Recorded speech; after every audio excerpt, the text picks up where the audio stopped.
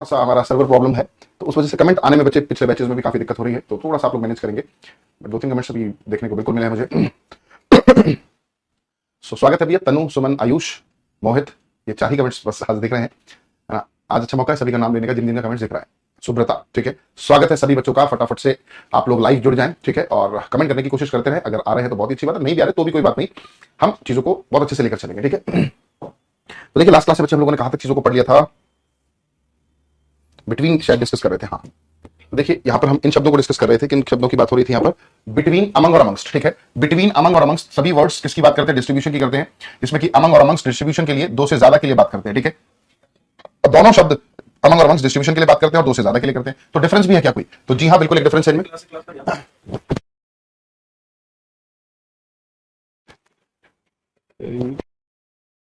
ठीक है, तो अमंग और अमंगस्ट में ये डिफरेंस यही है कि अमंग का यूज कॉन्सोनेंट साउंड वाले शब्दों के साथ किया जाता है और अमंगस्ट का यूज वॉवल साउंड वाले शब्दों के लिए किया जाता है दोस्तों, ठीक है।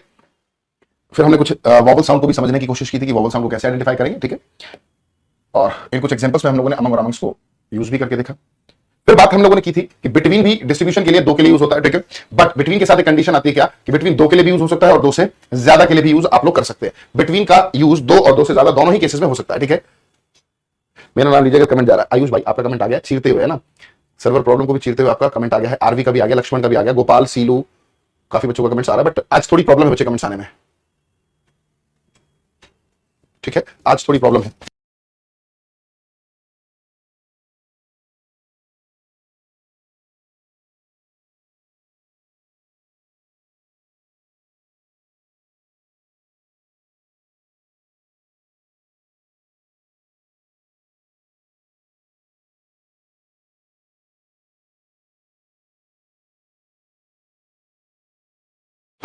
चलिए जी, तो दो से ज्यादा के लिए बिटवीन का यूज कब किया जाता है? हम लोगों ने सीखा था बच्चे, जब भी कभी दो से ज्यादा चीजों में इंडिविजुअल रिलेशन हो, रेसिप्रोकल रिलेशन हो, या फिर वन टू वन रिलेशन हो दोस्तों, ऐसे केसेस में हम लोग बिटवीन का यूज दो से ज्यादा के लिए कर लेते हैं। और एक एग्जांपल से हम लोगों ने समझा भी था कि वन टू वन रिलेशन क्या है, इंडिविजुअल रिलेशन क्या है, ठीक है। फिर एक और एग्जांपल से मैं आपको समझा देता हूं, फिर कुछ एग्जांपल्स पर भी बात करेंगे, ठीक है। चलो भाई आ जाओ। जैसे आपने सुना होगा एक ब्रिक्स समिट होता है ना, सुना ना ब्रिक्स। अब ब्रिक्स की अगर मैं बात करूं तो ब्रिक्स स्टैंड्स फॉर, कमेंट आ नहीं रहे, नहीं तो कहता कि कमेंट करके मुझे बताएं, कमेंट्स आज आ नहीं रहे हैं, तो ब्रिक्स सम्मेलन बता देंगे एक बार क्या होता है।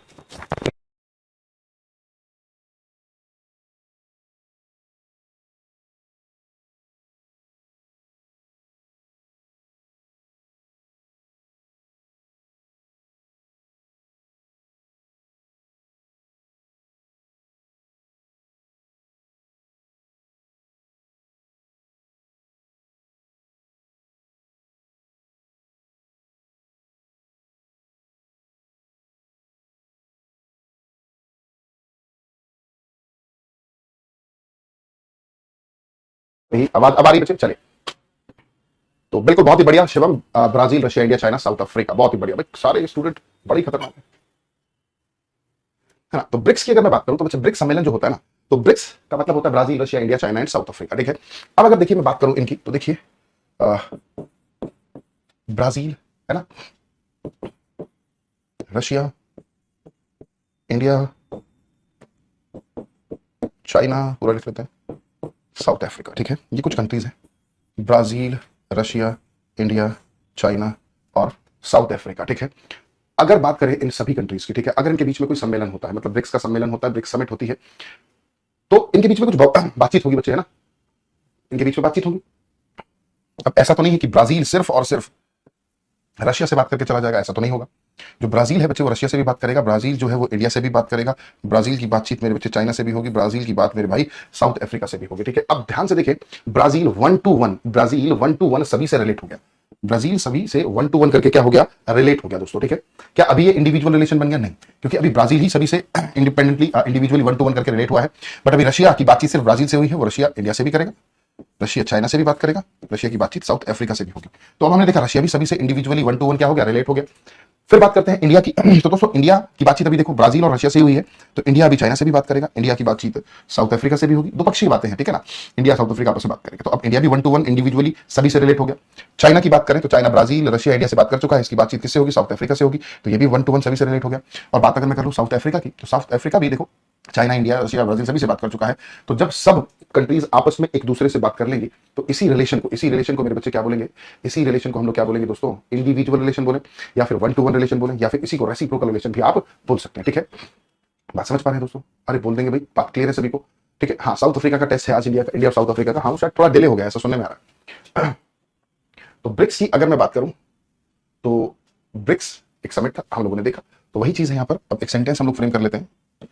जैसे मैंने कहा, there is a mutual alliance, there is a mutual alliance blank 5 countries. अब यहां पर थोड़ा सा और ध्यान से चीजों को समझना है।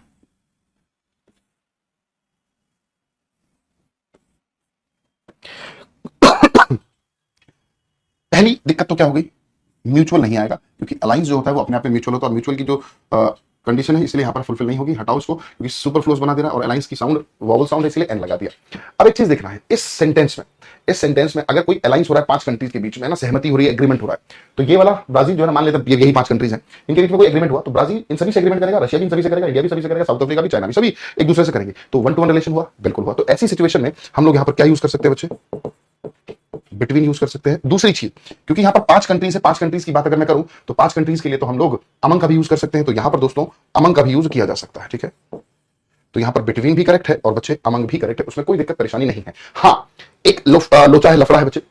वो लोचा क्या है, देखो, अगर मैं इस 5 कंट्रीज का अलग अलग नाम लिख देता, क्या, India, China, south Africa, Brazil and Russia, अगर इस तरह से अगर लिखें बच्चे, है ना, अगर इस तरह से सभी के नाम अलग अलग करके लिख देंगे, तब अमंग ना आकर सिर्फ और सिर्फ बिटवीन ही यूज किया जाएगा। तब उस सिचुएशन में सिर्फ और सिर्फ बिटवीन का ही यूज हम लोग करेंगे। ठीक है, चलो भाई, there is no enmity between you, he, she and I. इसको देख लेते भाई। There is no enmity, enmity का मतलब होता है दुश्मनी बच्चे, है ना। There is no enmity blank you, he, she and I. यहां पर कितने लोगों की बात कर दी गई है, 4 लोगों की बात कर दी गई है, और सभी को अलग अलग करके लिखा है। तो ऐसी सिचुएशन में 4 लोग हैं, इन आपस में कोई दुश्मनी नहीं है, है ना, इनकी आपस में किसी तरह से कोई दुश्मनी नहीं है भाई। इसको ऐसे समझने की कोशिश करते हैं, ही, शी, यू, ही की इससे भी कोई दुश्मनी नहीं है ना, ही की इससे भी कोई दुश्मनी नहीं है, ही की इससे भी कोई दुश्मनी नहीं है। ठीक है, सभी से रिलेट हो गया। ऐसे शी की इससे भी दुश्मनी नहीं है, इससे भी दुश्मनी नहीं है, रिलेट हो गया। यू की इससे भी नहीं है और बाकी सभी से नहीं, तो सब आपस में हो गए। तो ऐसे सिचुएशन में हम लोग क्या यूज करते हैं, बिटवीन। ठीक है, अमंग आ सकता है क्या इसमें, हम अमंग को, हालांकि देखो 2 से ज्यादा की बात हो रही है, सीधा लिखते there is no enmity between, या अमंग देम लिख देते, इन चारों को क्लब करके लिख देते, तब तो अमंग आ सकता था। बट सभी को अगर इंडिविजुअली लिखा गया है तो फिर उसमें इंडिविजुअल रिलेशन ही बनेगा, और ऐसे सेंटेंसेस में दोस्तों बिटवीन का ही यूज करेंगे।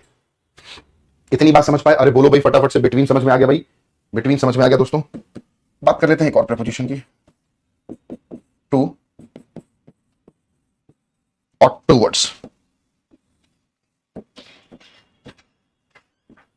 बात अगर मैं करूं टू एंड टूवर्ड्स की, तो टू एंड टूवर्ड्स जो होता है ना, दोनों में डिफरेंस क्या है? टू का जो यूज किया जाता है वो किसके लिए किया जाता है, डेस्टिनेशन के लिए। टू का यूज किसके लिए करते हैं आप लोग, डेस्टिनेशन के लिए, और टूवर्ड्स का यूज आप लोग किसके लिए करते हैं, डायरेक्शन के लिए। ये आप लोगों ने अपने रीजनिंग में भी देखे होंगे इस तरह के क्वेश्चन, कि एक व्यक्ति है जो नॉर्थ की तरफ 5 किलोमीटर चलता है ना, फिर वो साउथ की तरफ या ईस्ट की तरफ 6 किलोमीटर और चलता है, और फिर वो अपना फेस वेस्ट की तरफ कर लेता है 2 किलोमीटर चलकर, फिर अपना साउथ की तरफ चला जाता है। तो शुरुआत से लेकर उसकी पोजीशन क्या है, समथिंग इस तरह से हम लोग देख लेते हैं ना। तो ये डेस्टिनेशन फोकस है, टुवर्ड्स डायरेक्शन फोकस है। बिल्कुल सिंपल है, देखो जैसे अगर मैं करूं, राहुल वेंट, जो राहुल है वो स्कूल गया, ये हो सकता है राहुल स्कूल की तरफ गया, दोनों आ सकते हैं बच्चे। यहां पर हम लोग टू का भी यूज कर सकते हैं, टुवर्ड्स भी यूज कर सकते हैं, दोनों है, क्योंकि टू डेस्टिनेशन दिखा देगा और टुवर्ड्स डायरेक्शन दिखा देगा। राहुल वेंट टू स्कूल का मतलब है राहुल स्कूल गया, ठीक है। और टुवर्ड्स अगर आ गया कि राहुल वेंट टुवर्ड्स स्कूल का, इसका मतलब क्या है, वो स्कूल नहीं गया, स्कूल की तरफ गया है। हो सकता है स्कूल के पीछे कोई मार्केट है, वहां पर उसको कुछ सामान लेना हो, वहां पर गया हो, ठीक है, तो फिर टुवर्ड्स आ जाएगा। तो राहुल वेंट टू या टुवर्ड्स दोनों सही है, डिपेंड करता है सिचुएशन पर। बट कोशिश आप लोगों को यही करनी है कि हमें प्रेफरेंस देकर चलना है। अगर यहाँ पर ब्लैंक दे दिया जाता, सपोज करते हैं हम लोग यहाँ पर ब्लैंक दे देते आपको, और ऑप्शन में टू भी होता, टुवर्ड्स भी होता, ठीक है, तो ऐसी सिचुएशन में टू का यूज करेंगे या फिर टुवर्ड्स का यूज करेंगे, बच्चे कंफ्यूज हो जाते हैं। तो भाई ज्यादा मीनिंग किससे मिला, वो राहुल स्कूल गया, राहुल स्कूल की तरफ गया, तो हम कहेंगे राहुल स्कूल गया, इससे में ज्यादा मीनिंग मिला, क्योंकि राहुल स्कूल की तरफ गया तो कहां गया वो नहीं पता लग रहा, तो इसीलिए प्रेफरेंस फिर हम लोग किसको देकर चलेंगे बच्चे? 2। हालांकि यहां पर दोनों केसेस आ सकते हैं, ठीक है, दोनों के दोनों मेरे बच्चे केसेस आ सकते हैं, ठीक है। क्लियर है जी? जल्दी से मुझे बताएं।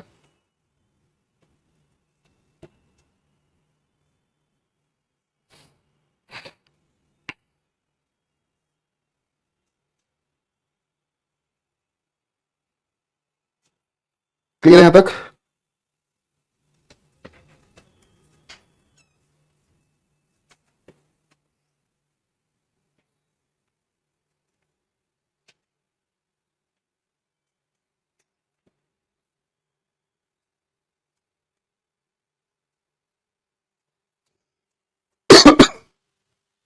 अच्छा हाँ, एक बच्चे ने बहुत सही बताया, थैंक यू शिवम मेरे बच्चे। हाँ, हम लोगों ने शायद स्किप कर दिया। अब बिटवीन आ गया, यहां पर बिटवीन के बाद मेरे बच्चे यहां पर सारी की सारी ऑब्जेक्टिव केसेस आएंगे। यू हो जाएगा, ही के प्लेस पर हिम ही करना होगा, शी के प्लेस पर हमें हर करना होगा, एंड आई के प्लेस पर हमें मी करना होगा, तब जाकर सेंटेंस सही होगा। थैंक यू बताने के लिए, ठीक है।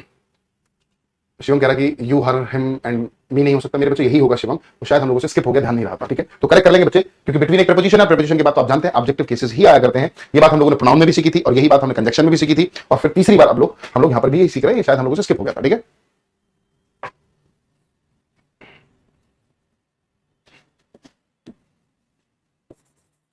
माई फ्रेंड इज गोइंग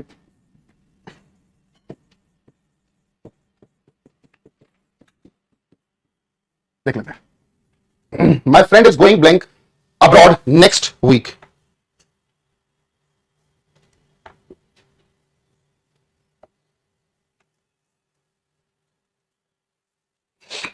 सर नींद आ रही तो बेटे सो जाओ, अगर नींद आ रही है तो देखो सोने में ही भलाई है ना।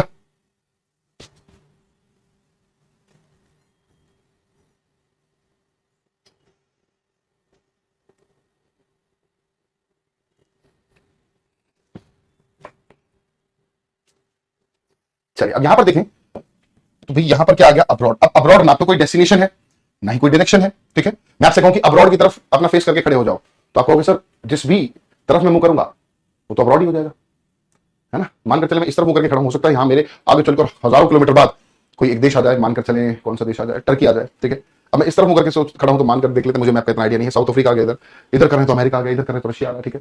तो फेस हम किधर भी करें तो भाई तो कोई अब्रॉड डेस्टिनेशन थोड़ी, अब्रॉड तो कुछ भी हो सकता है, अब्रॉड तो विदेश होता है, ठीक है। तो दोस्तों यहां पर किसी तरह का प्रपोजिशन का रिक्वायरमेंट नहीं है, ठीक है। ना तो यहां पर टू आएगा, my friend is going to abroad, क्योंकि अब्रॉड कोई डेस्टिनेशन नहीं है। आप एयरपोर्ट पर खड़े होकर जाकर ऐसा नहीं बोल सकते कि भाई मुझे अब्रॉड की टिकट दे दो। वो कहेंगे ठीक है, बट कहां जाना है आपको? आप कह रहे हो अब्रॉड, कहेगा ठीक है, बट अब्रॉड में कहां? आप कह रहे हो नहीं अब्रॉड, ठीक है। तो आप जानते हो कितने गुस्से मारेगा आपको, ठीक है, क्योंकि अब्रॉड कोई डेस्टिनेशन डायरेक्शन नहीं है, इसलिए कोई प्रपोजिशन की रिक्वायरमेंट यहां पर नहीं होती। आइए जी आगे बढ़ते हैं। फिर एक आता है जी before, in front of, and opposite. Before, in front of, opposite.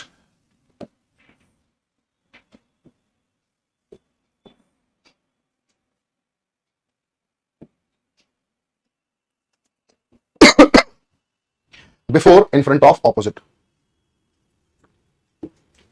इन तीनों ही शब्दों की अगर मैं बात करूं, इन तीनों ही वर्ड्स का मतलब क्या होता है? हालांकि देखो बिफोर का एक दूसरा मतलब भी होता है, बिफोर का मतलब होता है पहले, है ना। ऑपोजिट का एक दूसरा मतलब भी होता है विलोम, है ना।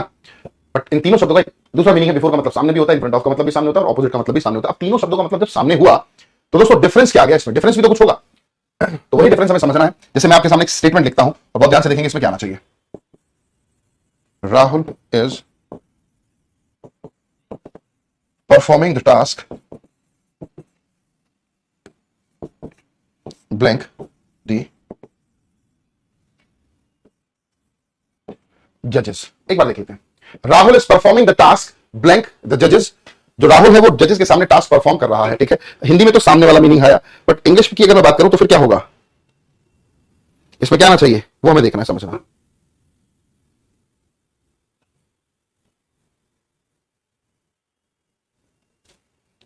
क्लास के बाद सो लेंगे बेटे। देखो अगर आरवी मेरे बच्चे, मेरे भाई,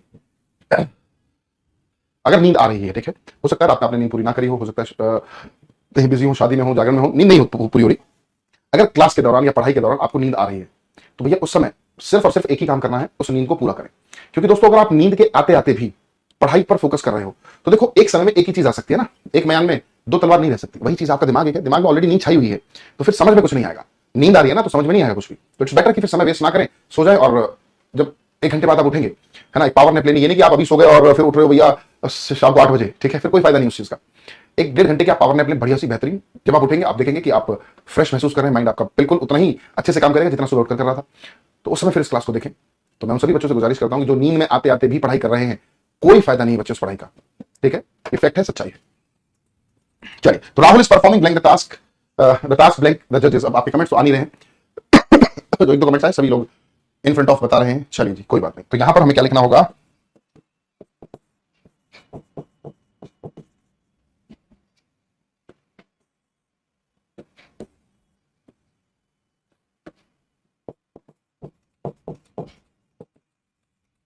तो ये इन फ्रंट ऑफ लिखने में दिखने में सही लग रहा है, बट दोस्तों यहां पर अगर जो आएगा वो क्या आएगा, बिफोर ही आएगा। अभी बिफोर क्यों आया, देखो बिफोर की अगर मैं बात करूं तो इसका मतलब क्या होता है, सामने के तौर पर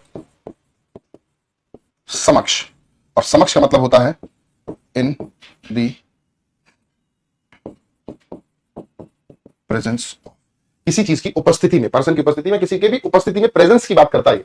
तो बिफोर का यूज हम लोग तभी करते हैं जब बात होगी इन द प्रेजेंस ऑफ, किसी व्यक्ति के उपस्थिति में, ठीक है ना। अब यहां पर देखो राहुल जो परफॉर्म कर रहा है वो किसकी उपस्थिति में कर रहा है, भाई जजेस हैं तभी तो वो परफॉर्म कर रहा है। अगर जजेस सामने आकर ना बैठे हुए होते तो क्या वो परफॉर्म कर रहा होता, आपका आंसर आएगा जी नहीं, भाई वो परफॉर्म करेगा किसके लिए, जजेस होंगे तभी तो उनकी उपस्थिति में ही तो परफॉर्म करा जाएगा, अदरवाइज थोड़ी करने लगेगा ऐसे ही।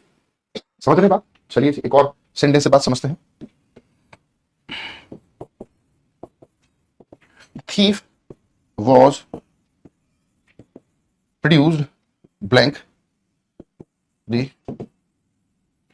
judge। तो थीफ था, उसको जज के सामने पेश किया गया। अब पेशी जो होती है किसी की प्रेजेंस में ही होती है, ऐसा नहीं कि जज है नहीं अभी बट टाइम हो गया, जज थोड़ा सा लेट है, मानकर चले एक थीफ था, उसकी पेशी होनी थी 1 बजे, है ना, जज अभी आए नहीं है तो उसको पुलिस वाले लेकर आके पेश कराया और चले गए, ऐसा होगा क्या, नहीं। जब तक जज नहीं आएगा, जज मानकर चले 1:30 बजे तक आया तो पेशी भी उसकी कितनी बजे होगी, 1:30 बजे ही होगी, क्योंकि हमें उपस्थिति की रिक्वायरमेंट है यहां पर। तो अगेन यहां पर भी क्या आ जाएगा भाई, before, the thief was produced before the जज। The finance minister presented the budget blank. अच्छा मुझे बताओ, ये भी बता दो कि फाइनेंस मिनिस्टर जो बजट पेश करते हैं, ठीक है, वो किसके सामने करते हैं, किसके सामने किया करते हैं, कमेंट करने की कोशिश करें, अगर आते हैं तो बहुत अच्छी बात है, नहीं आ रहे तो भी कोई बात नहीं, क्या ही कर सकते हैं। टाइम आउट करिए, क्या आ रहा है बार बार भाई, क्या रहा है, पोर्टल नहीं चल रहा, थोड़ा सा दिक्कत आ रही है।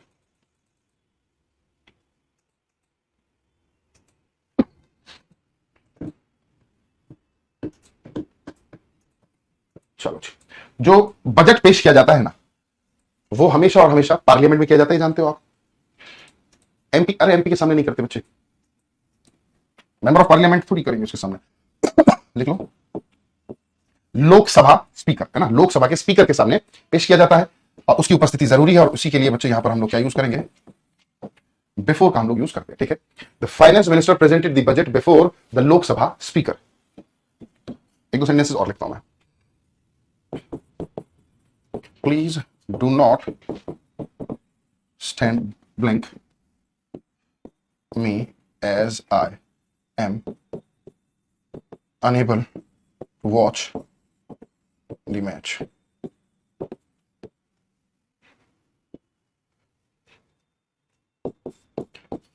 Do not park your car blank this gate। It is him who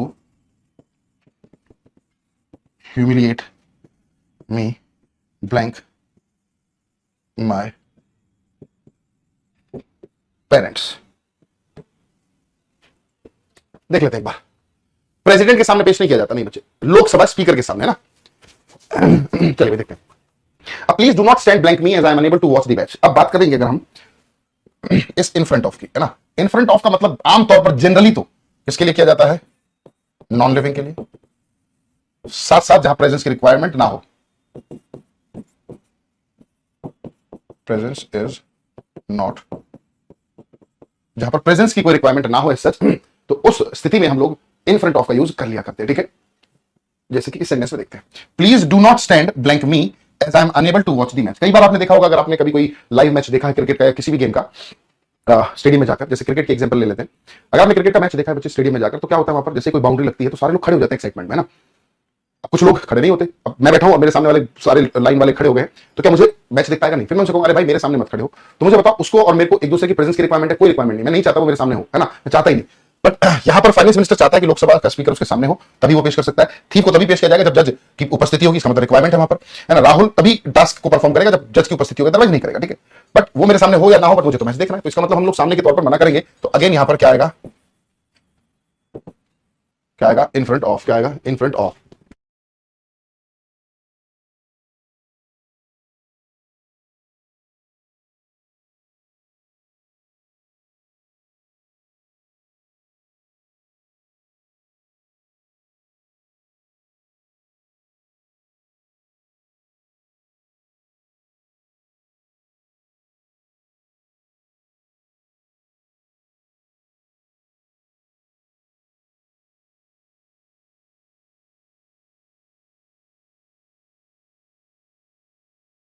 इसको अगले को देखो भी पहले एक बार फटाफट से, अगले में क्या होगा।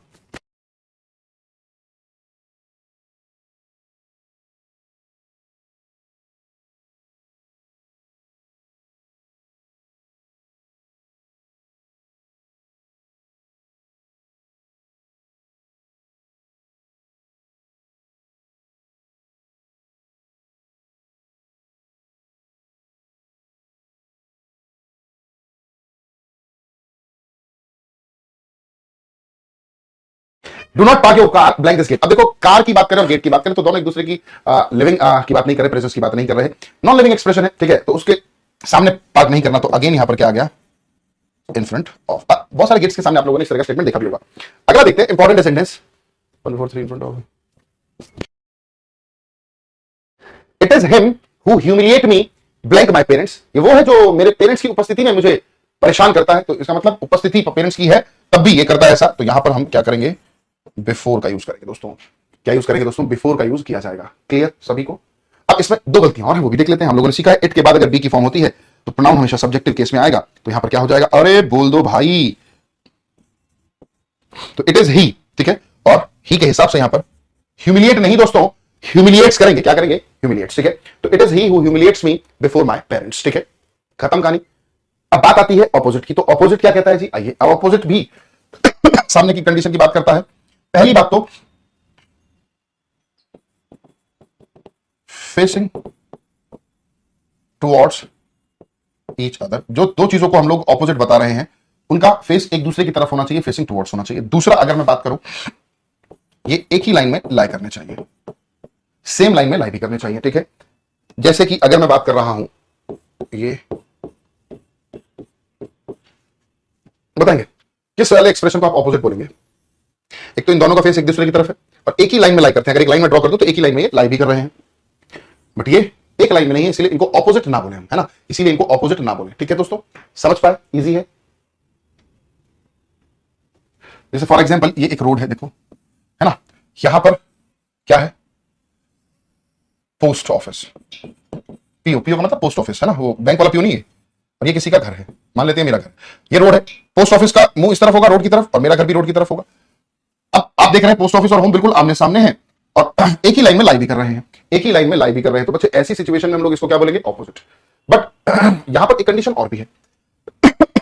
इसी रोड पर, और आगे भी रोड तो बहुत लंबी रहती है ना, तो ये ऑपोजिट है एक दूसरे के। यहां पर एक व्यक्ति खड़ा है, फ्रेंड, ठीक है। यहां पर एक व्यक्ति खड़ा है ना, ये आए, मैं खड़ा हूं। फ्रेंड का मुंह इस तरफ है, आए का मुंह इस तरफ है, और इनके बीच में डिफरेंस से मानकर चलते हैं, ये इनके बीच की जो दूरी है,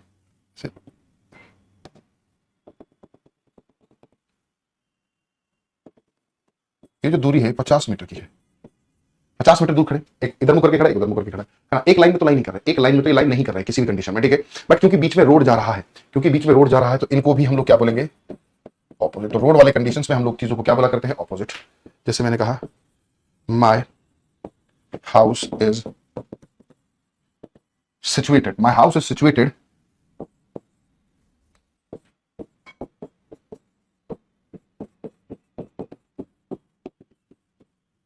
ऐसी सिचुएशन में हम लोग यहां पर क्या यूज करेंगे, ऑपोजिट, ठीक है। Opposite, my house is situated opposite to the post office, और याद रखेंगे ऑपोजिट के साथ एक प्रीपोजिशन का भी यूज हम लोग किया करते हैं, that is to.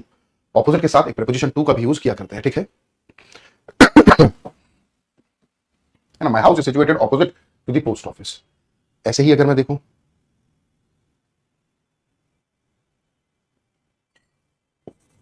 My friend is waiting for me blank to the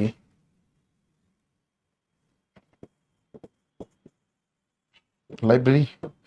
again यहां पर भी क्या आ जाएगा, ऑपोजिट टू द लाइब्रेरी, ठीक है। समझ पाए तीनों वर्ड्स का difference, before, in front of and opposite, इन तीनों शब्दों का डिफरेंस आपको क्लियर हो गया दोस्तों? जल्दी से बताएंगे, यस और नो कमेंट्स में से कम आ रहे हैं, बट आप ट्राई करते रहे। फिर आगे बढ़ते हैं, एक आता है ओ एफ ऑफ और एक आता है ओ डबल एफ ऑफ। इन दोनों की ही बात करें तो दोनों प्रीपोजिशन है ना। और ओ एफ ऑफ की अगर हम बात करते हैं तो ऑफ जो है ना वो किसकी बात करता है, सेपरेशन, या फिर कह सकते हैं अप टू डाउन, ऊपर से नीचे सेपरेशन की बात करता है, या अप टू डाउन की बात किया करता है दोस्तों, है ना। कोई चीज अगर अलग हो जाए किसी से, या फिर ऊपर से नीचे गिर जाए, ऊपर से नीचे गिर रहा है तो इसका मतलब सेपरेशन को ही दिखा रहा है। जैसे मानकर चलिए ये जो मेरा बटन है ना, शर्ट का बटन है, मैं इसको खोल रहा हूं और गलती से एकदम टूट कर ही गिर जाए, तो पहली बात तो ऊपर से नीचे गिरेगा, दूसरी बात शर्ट से सेपरेट हो गया। तो दोनों ही कंडीशन में हम लोग क्या यूज करेंगे, off. The button fell off the shirt, क्या बोलेंगे, fell off, F E double L, fell O double F off. Fell off का मतलब होता है क्या, सेपरेट हो जाना, ऊपर से नीचे गिर जाना। वो बाइक से गिर गया, वो घोड़े से गिर गया, वो हाथी के ऊपर बैठा था वहां से गिर गया, कोई ऊंट के ऊपर बैठा था वहां से गिर गया, कोई छत से गिर गया। हम हर केस में क्या बोलेंगे, he fell off the roof, he fell off the elephant, he fell off the bike, ठीक है। तो काफी सारे एक्सप्रेशंस आपके सामने हैं, देखो फेल ऑफ, आपने ये भी सुना होगा स्विच ऑफ, है ना, या पुट ऑफ, या फिर आपने ये भी सुना होगा टेक ऑफ। भाई आपने देखा होगा ना, हवाई जहाज है इस तरह से रनवे पे ऐसे चलता है, ऐसे चलता है, ऐसे चला चला चला चला और ऐसे उड़ जाता है, तो क्या हुआ, अर्थ से सेपरेट हो गया, है ना, अर्थ से सेपरेट हो गया। अब आपको सर आपने तो कहा था अप टू डाउन, ये तो डाउन टू अप जा रहा है, बट यहां दोनों में से कोई भी इसकी बात की जा रही है ना, या तो ये इसको दिखा दे या इसको दिखा दे, सेपरेशन को दिखाया। स्विच ऑफ की बात करें तो स्विच ऑफ का मतलब भी क्या होता है, आपने इस तरह का एक सर्किट जरूर देखा होगा अपनी छोटी क्लासेस में, फिजिक्स में, हालांकि मैं सही नहीं बना पा रहा हूं, मुझे पता है, बट इस तरह से आपने एक सर्किट देखा होगा, ठीक है। ये कैसा सर्किट है, ओपन सर्किट। एक होता है क्लोज, अगर हम इसको टच कर दें, जैसे टच करेंगे तो करंट फ्लो करने लगेगा। तो लाइट को बंद करने का मतलब है इसको सेपरेट करना, स्विच ऑफ, है ना। जैसे किसी व्यक्ति ने जैकेट पहनी हुई है, ठीक है, या ब्लेजर पहना हुआ है, अब हम उससे कह रहे हैं कि भैया अपनी जैकेट या ब्लेजर उतार दो, स्वेटर उतार दो। जैसे आप कभी किसी इंटरनेशनल फ्लाइट पे जाते हैं तो आप इमिग्रेशन डिपार्टमेंट से होते हुए जाते हैं, और वहां पर क्या होता है, आपकी चेकिंग होती है, तो आपने अगर कोट, जैकेट, स्वेटर, ब्लेजर इस तरह कोई भी चीज पहनी हुई है, आपसे कहते हैं उतारो, है ना। और आपका नाम अगर शाहरुख खान है तो पूरे कपड़े उतरवा लेते हैं आपसे, ना, अमेरिका में उतरवा लेते हैं उनसे, तो है ना। इवन उनसे उनकी पैंट्स खोलने के लिए भी कह दिया था कि आप अपनी पैंट्स उतारो। सोच के देखिए कितनी बड़ी बेइज्जती हुई। तो हालांकि बहुत बड़ा मुद्दा बन गया था उस समय, क्योंकि शाहरुख खान मुझे लगता है एकमात्र ही ऐसे बॉलीवुड स्टार हैं या इंडियन स्टार हैं जो वर्ल्ड वाइड जाने जाते हैं, पहचाने जाते हैं, ठीक है ना। जैसे अगर मैं अपनी बात करूं, मैं 2-3 कंट्री गया हूं अब तक, इतने ही गए हैं, और उन दोनों तीनों कंट्रीज में मुझे ये मतलब पता लगा कि वहां पर शाहरुख खान को सबसे ज्यादा लोग जानते हैं, सलमान खान कोई नहीं जानता, है ना। किसी कंट्री में जिस चीज में मैं गया हूं उसमें नहीं जानते थे, बट शाहरुख खान को सभी जानते थे। तो शाहरुख खान एक ऐसा एक्टर है जिसने अपने इंटरनेशनल लेवल पर बहुत अच्छे से पहचान बनाई, और उनकी वो बेइज्जती बिल्कुल गलत थी, ठीक है। ठीक है, समझ पाए मेरे बच्चे। बात कर लेते हैं ओ एफ ऑफ की। तो ओ एफ ऑफ अगर हम देखें तो काफी तरह से यूज किया जाता है। देखो, एक तो हम लोगों ने सबसे पहले नाउन में ही इसको डिस्कस किया था। एक तो ये बात करता है पोजीशन की, अधिकार की, है ना। राहुल स्टार को हम क्या करते थे, कार ऑफ राहुल, ठीक है। फिर हम बात करेंगे रिलेशन की, रिलेट करने के लिए भी हम लोग यूज करते हैं, ठीक है। फिर उसके बाद अगर हम बात करें सिलेक्शन के लिए भी दोस्तों आप लोग ओ एफ ऑफ का यूज करते हैं। जैसे मैंने कहा, out of 20 students he stood first, 50 students में से ये फर्स्ट आया है। तो सिलेक्शन तो पोजीशन हो गया, रिलेशन हो गया, सिलेक्शन हो गया, इन सभी एक्सप्रेशंस के लिए हम लोग ओ एफ ऑफ का यूज कर लेते हैं। इसके बाद बात अगर मैं करूं तो इस सेंटेंस में ऑरिजिन को दिखाने का भी काम करता है। जैसे he comes of a Nobel family, तो इसका ऑरिजिन दिखाया कि वो व्यक्ति कहां से बिलोंग करता है, he comes of a Nobel family, ठीक है बच्चे। सारे सेंटेंसेस आप लिखते चले जाए, है ना। तो ऑरिजिन, और फिर ये कुछ फिक्स प्रेपोजिशन के तौर पर भी यूज किया जाता है। बहुत सारे ऐसे वर्ड्स हैं जहां पर फिक्स फॉर्म में हम लोग ओ एफ ऑफ का यूज किया करते हैं, फिक्स फॉर्म में ओ एफ ऑफ का यूज किया करते हैं, ठीक है। जैसे प्राउड के साथ हो गया, अवेल के साथ हो गया, फॉन्ड के साथ हो गया, है ना। अक्यूज्ड के साथ हो गया, गिल्टी के साथ हो गया, बहुत सारे ऐसे शब्द हैं बच्चों जिनके साथ आप ऑफ फिक्स फॉर्म में ही यूज किया करते हैं। ठीक है, यहां तक की बात समझ पाए? अरे बोलो भाई फटाफट से। तो ये ओएफ ऑफ का मतलब सेपरेशन को दिखाता है। Of position, relation, selection, origin और फिक्स प्रीपोजिशन के तौर पर यूज काफी हद तक किया जाता है। ठीक है, जैसे मैंने कहा Rahul Gandhi comes of a Nobel family. ये सिर्फ एक सेंटेंस है बच्चों को भावनात्मक नहीं लेंगे आप। तो यहां पर ऑफ भी आ सकता है, फ्रॉम भी आ सकता है, दोनों करेक्ट है। ऑफ भी करेक्ट है और फ्रॉम भी करेक्ट है, दोनों के दोनों एक्सप्रेशन यहां पर करेक्ट है। तो ऑरिजिन के लिए आप लोग ऑफ और फ्रॉम दोनों ही एक्सप्रेशन का यूज बच्चे बिल्कुल कर सकते हैं। ठीक है, फिक्स प्रीपोजिशन याद करना पड़ेगा क्या? जी हाँ मेरे बच्चे, वो आपको याद करना पड़ेगा। मैं आपको पीडीएफ प्रोवाइड कर दूंगा फिक्स प्रीपोजिशन की, आप बिल्कुल निश्चिंत रहना उस चीज को लेकर।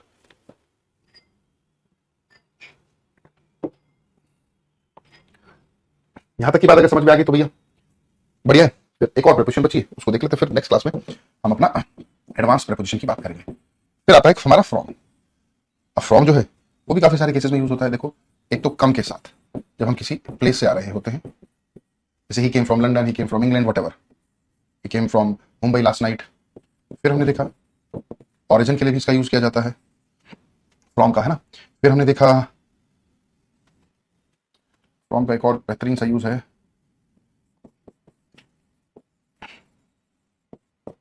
नियर फ्यूचर के लिए भी हम लोग यूज कर लेते हैं, जैसे कि from Monday onwards I will start my studies. मैं मंडे से अपनी पढ़ाई शुरू करूंगा। ठीक है, अब संडे के बाद तुरंत ट्यूसडे आ जाता है, मंडे कहां गायब हो गया पता नहीं लगता। अब क्योंकि कमिटमेंट तो मंडे से हुआ है, तो भैया स्टूडेंट्स क्या करते हैं, they wait for the next Monday, but again Sunday के बाद फिर ट्यूसडे आ जाता है, ध्यान ही नहीं रहता। तो कमिटमेंट तो मंडे से था, तो फिर अगेन वेट करते हैं नेक्स्ट मंडे का। They keep on searching that Monday, but that Monday never comes, कभी नहीं आता। तो दोस्तों मैं आप लोगों से यही कहना चाहूंगा, मंडे को कमिटमेंट किया है तो वो ट्यूसडे से भी पूरा किया जा सकता है। ऐसा नहीं कि जब मैंने एक बार कमिटमेंट कर ली तो मैं सबकी भी नहीं सुन सकता ना जी, ना मंडे से हो तो मंडे को करेक्ट ना। पढ़ाई के लिए आप कभी भी कहीं से भी शुरू कर लें। तो नियर फ्यूचर के लिए भी हम लोग किसका यूज करते हैं, फ्रॉम का। सेंडर्स एड्रेस, सेंडर के एड्रेस के लिए भी हम लोग यूज कर लेते हैं। और बहुत सारी ऐसी फिक्स प्रीपोजिशन के तौर पर भी ये यूज किया जाता है, बहुत सारे शब्दों के साथ। काफी सारे शब्द हैं जिनके साथ हम लोग फ्रॉम का यूज एज इट इज कर लिया करते हैं। जैसे देखो, कुछ को दिखाई दूं मैं आपको।